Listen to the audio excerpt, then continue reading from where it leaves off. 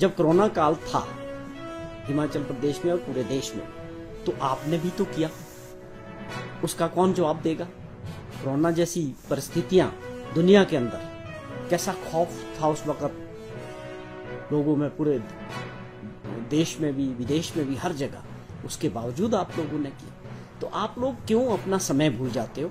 नेता विपक्ष है जो उन्होंने जो सरकार के 3 साल हो रहे हैं उस पर कई सवाल खड़े किए हैं, वो जश्न मंडी में मना रही है, इसको लेकर क्या कहना है? देखिए, सवाल ये है कि नेता विपक्ष को एक चीज समझनी पड़ेगी कि जिन परिस्थितियों से और जिन चैलेंजेस से हमने 3 साल का ये कार्यकाल रहा, वो पूरी प्रदेश की जनता के सामने चैलेंजेस थे। हर तरह से, नेचर से भी चैलेंजेस थे, फाइनेंशियल पोजीशन के भी चैलेंजेस थे।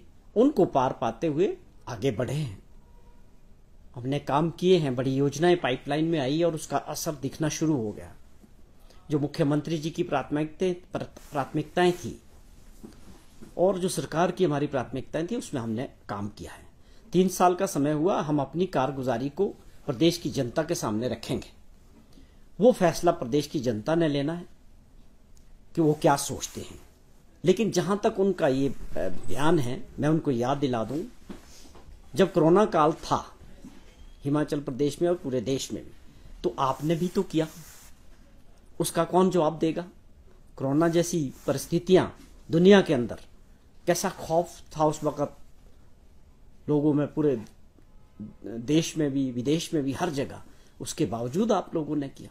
तो आप लोग क्यों अपना समय भूल जाते हो?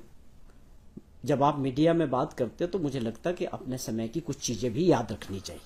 हम जाएंगे, मंडी में करेंगे, और जो हमने प्रदेश हित में, जनहित में जो फैसले लिए होंगे, हमारा जो रिपोर्ट कार्ड है, वो हम प्रदेश की जनता के सामने रखेंगे।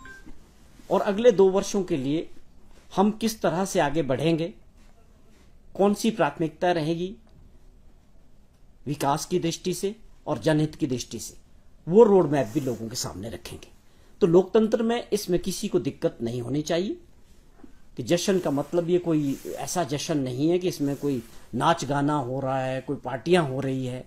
ये एक लोकतंत्र की परंपरा है कि जिन लोगों ने चुन के अपनी सरकार भेजी थी, उनसे उनको एक समय मिलता है जानने का कि आपने 3 साल के कार्यकाल में कौन सी चीजें जनहित में और जो हमसे वादे किए थे उसमें आप कितने खरे उतरे हैं, और आगे आप किस तरह से अगले 2 वर्षों के लिए काम करेंगे। तो मैं समझता हूं इसमें किसी को कोई दिक्कत नहीं होनी चाहिए।